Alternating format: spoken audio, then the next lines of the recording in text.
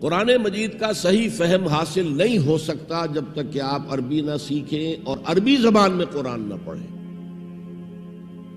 جب آپ قرآن کا ترجمہ پڑھتے ہیں یا پڑھتی ہیں تو یہ سیکنڈ ہینڈ نالج ہے، ٹرانسلیٹر نے یہ سمجھا آپ کو بتا دیا، جبکہ وہ براہ راست آپ کے قلب پر نازل ہو۔ تیرے ضمیر پہ جب تک نہ ہو نزول کتاب، گرہ کشا ہے نہ رازی نہ صاحب کشاف۔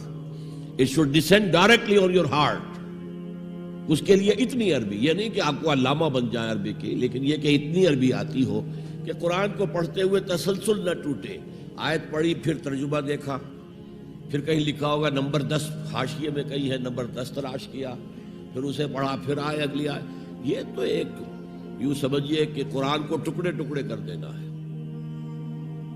اس طریقے سے اس کی تاثیر ختم ہو جاتی ہے۔